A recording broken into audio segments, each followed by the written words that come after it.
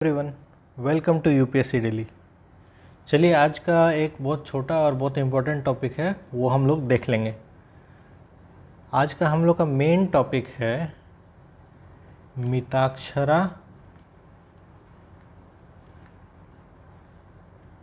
और दया भाग। ठीक है, अब ये होता क्या है वो जानने से पहले हम लोग थोड़ा सा बैक ट्रैक करते हैं और सबसे पहले तो समझते हैं कि ये क्यों इम्पोर्टेंट है इस बार। एक तो यूपीएससी का इंटरेस्ट रहा है इस टॉपिक पे, और दूसरा यूसीसी का बहुत ज़्यादा न्यूज़ में रहना इस टॉपिक को इम्पोर्टेंट बना देता है। और कैसे बनाता है, चलिए वो देख लेते हैं। तो सबसे पहले देखिए, यूनिफॉर्म सिविल कोड है, यानी कि सिविल कोड अभी तक यूनिफॉर्म नहीं है, इसीलिए यूनिफॉर्म सिविल कोड का डिमांड है। तो डिमांड क्या है कि जो फैमिली लॉ है, फैमिली लॉ होता है वो अभी ब्रॉडली 5 तरह का फैमिली लॉ है, जिसमें कि शादी और प्रॉपर्टी, इनहेरिटेंस, ये सब का अलग अलग लॉ रहता है। तो देख लेते हैं कौन कौन सा फैमिली लॉ है। तो पहला है हिंदू लॉ। ठीक है, दूसरा है मुस्लिम लॉ या मोहम्मडन लॉ भी बोलते हैं। ठीक है, तीसरा है क्रिश्चियन लॉ।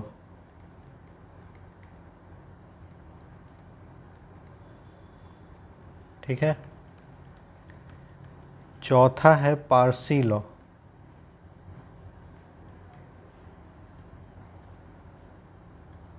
और पांचवा है सेक्युलर लॉ। सेक्युलर लॉ यानी कि स्पेशल मैरिज एक्ट आता है इसमें। जैसे मान लीजिए दो अलग अलग धर्म के लोगों को शादी करना है आपस में, तो ये काम आता है।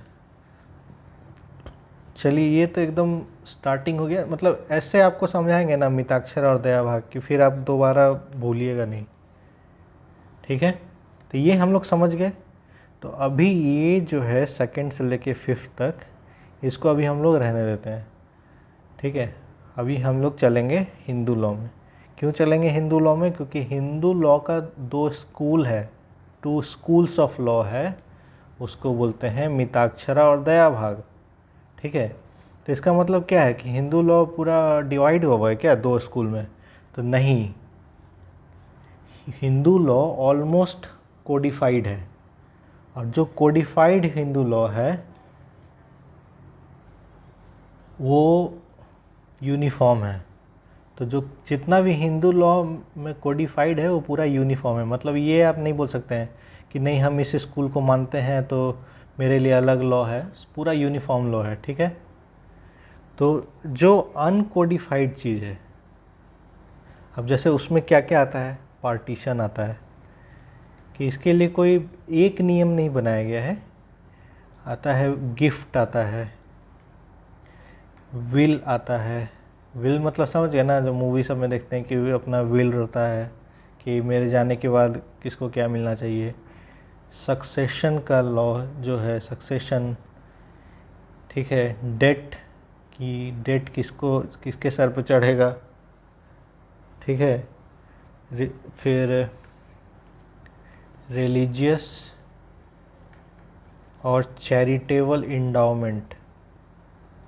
ठीक है,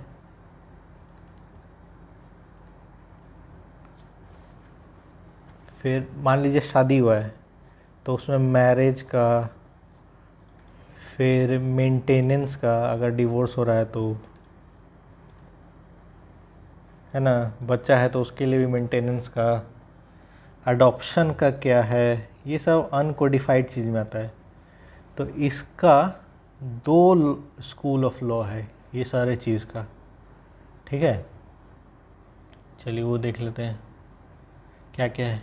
तो वही है 2, एक है मिताक्षरा। ठीक है, सेकंड है दया भाग या दया भागा भी बोलते हैं। ठीक है। तो ये दोनों आया कहाँ से, तो चलिए वो देख लेते हैं। तो ये इसका जो मिताक्षरा है इसका क्रेडिट जाता है विजनानेश्वर करके, एक बहुत पहले कोई होंगे उनको, ठीक है, विजनानेश्वरा। और इसका क्रेडिट जाता है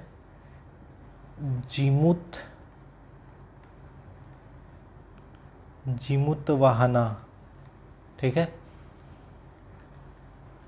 ये इनका बनाया हुआ है मिताक्षरा, और ये इनका बनाया हुआ एक डाइजेस्ट है समझ लीजिए जिमुतवाहना का। अब ये बनाए कहाँ से, तो पहले का सोर्स सब क्या रहता था, श्रुति, स्मृति, ऐसे रहता था ना। स्मृति क्या होता था कि कुछ कुछ चीज़ सुना सुनाया होता था कि लोग एक दूसरे से सुन रहे हैं। कुछ कुछ का सोर्स होता था स्मृति कि लोग को याद है कि अच्छा ये ऐसा हुआ था। तो ये जो विजनेश्वरा है, विजनानेश्वरा और जिमुतवाहना, ये दोनों ये जो डाइजेस्ट बनाए हैं इसका सोर्स है स्मृति, यानी ये इनको याद है। पहले का जो भी लीडिंग स्मृति उस समय का था, जो लोग याद करके रखते थे फिर अपना नेक्स्ट जनरेशन को याद कराते थे, उसको कंपाइल किए हैं, उसका एक डाइजेस्ट बनाए हैं, ठीक है। तो ये जो स्कूल ऑफ लॉ है ये एक इनके जिमुतवाहना के द्वारा बनाया गया है। क्या चीज़ के सोर्स है उसका, तो स्मृति, ठीक है। इतना में कोई डाउट नहीं है।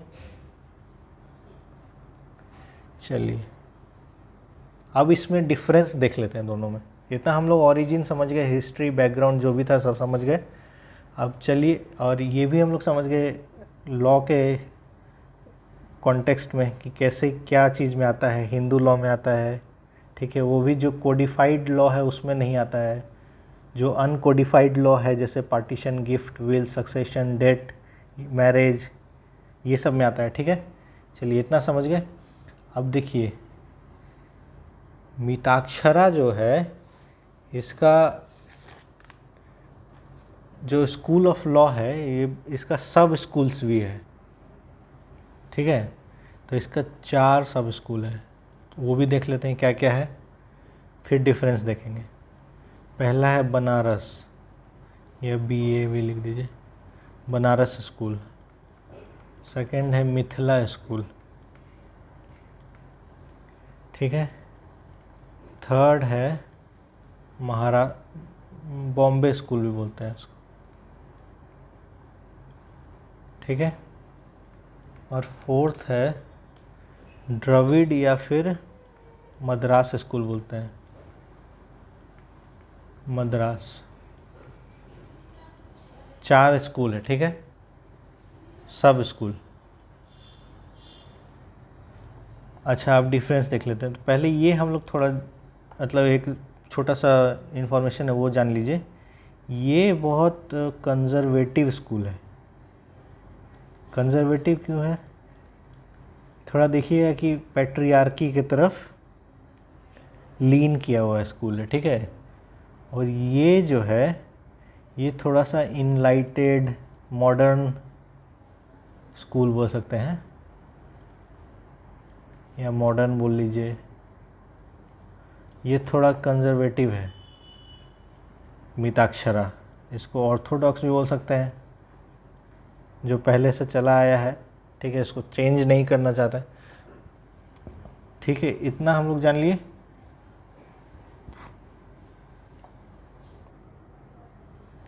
और ये फॉलो होता है दया भाग वेस्ट बंगाल, ऑलमोस्ट वेस्ट बंगाल में, पूरा वेस्ट बंगाल मतलब एकदम एक एक एरिया में नहीं, पर मोस्टली वेस्ट बंगाल में दया भाग फॉलो होता है। और कहाँ फॉलो होता है, असम, ठीक है। और मिताक्षरा जो फॉलो होता है वो रेस्ट ऑफ इंडिया में, यानी पूरा इंडिया में ऑलमोस्ट मिताक्षरा ही फॉलो होता है, ठीक है। चलिए ये हो गया। अब इसमें क्या होता है, जैसे मान लीजिए जॉइंट फैमिली है, तो जितना भी पहले का प्रॉपर्टी है जॉइंट फैमिली का ओन किया हुआ, उसमें अगर मान लीजिए एक फादर है, ठीक है, तो इसका सन हुआ, तो ये फादर को अभी तक मान लीजिए प्रॉपर्टी का पार्टीशन नहीं हुआ है, तो भी ये फादर को जो भी मिलता, फादर का शेयर, ये सन जो है वो ऑलरेडी उसका हेयर है, ठीक है। इस सन का हक है ऑलरेडी। सन चाहेगा तो खुद भी डिमांड कर सकता है कि मेरा हक हमको चाहिए, पार्टीशन करवाओ, ठीक है। पार्टीशन हो जाएगा तो सन को उसका हक मिल जाएगा, ठीक है। ये हो गया इनहेरिटेंस में, मिताक्षरा में। अब इसमें क्या है, मान लीजिए एक फैमिली है जिसका ऐसे प्रॉपर्टी है, अब ये इनहेरिट होके फादर को मिलेगा, मान लीजिए ये हिस्सा, और ये उसका सन है, ये फादर का, ठीक है। ये तो ये जो हिस्सा मिला ये प्रॉपर्टी का, ये फादर को मिला, ठीक है, पर इसमें सन का कोई हक नहीं है जब तक कि फादर का डेथ नहीं हो जाता। समझ गए? यानी ये सक्सेसर तभी बनेगा जब इसके फादर का डेथ हो जाएगा, या इसके फादर खुद ही इसको दे देंगे कि चलो तुम्हारे नाम का हो गया, ठीक है। इसमें जो ये सिमिलर चीज़ इसमें कब होगा कि फादर का प्रॉपर्टी फादर ही के पास रहेगा जब तक कि उनका डेथ नहीं हो जाता है। ये तब होगा जब फादर अपने से सेल्फ एक्वायर्ड प्रॉपर्टी है फादर का, कि फादर खुद ही कोई ज़मीन खरीदे हैं, तो वो प्रॉपर्टी पे सन का हक नहीं है। अभी वो प्रॉपर्टी पे सन का हक तभी होगा जब फादर का डेथ हो गया है, ठीक है। चलिए इतना समझ में आ गया, और देख लेते हैं डिफरेंस।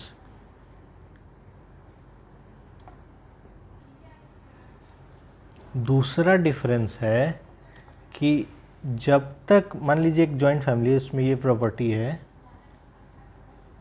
ठीक है, ये प्रॉपर्टी है, तो जब तक इसका पार्टीशन नहीं हो गया है, कोई भी जो नीचे में इसका सक्सेसर होगा वो इसको बेच नहीं सकता है।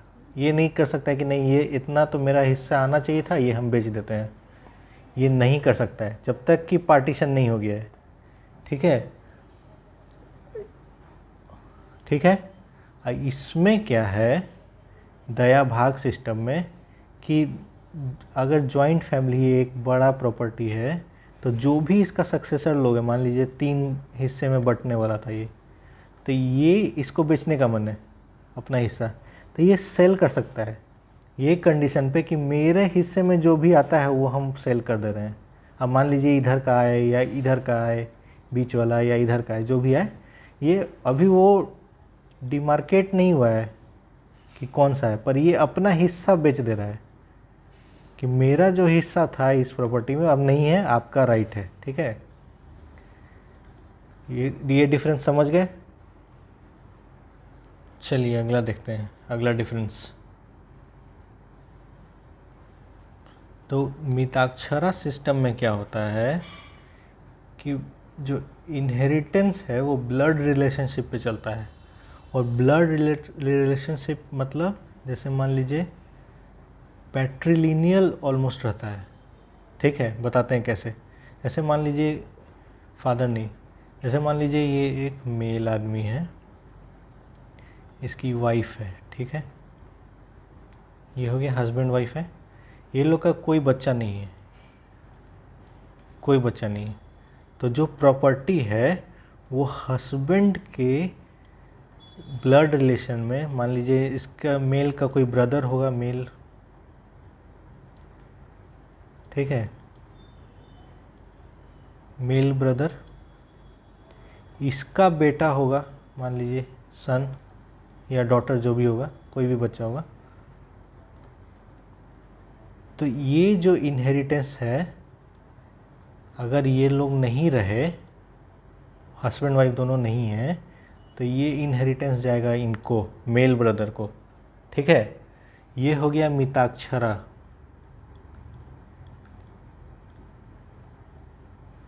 ठीक है। अब मान लीजिए कोई मेल ब्रदर है ही नहीं, कुछ भी नहीं है इधर, ये जो मेल है इसका कोई ब्रदर नहीं, तब इसके रिलेशन में, वाइफ के रिलेशन में जो होगा उसको जाएगा। उसके बाद अगर उधर का नहीं है तो ये है मिताक्षरा। ठीक है, थोड़ा ऑर्थोडॉक्स लग रहा है ना।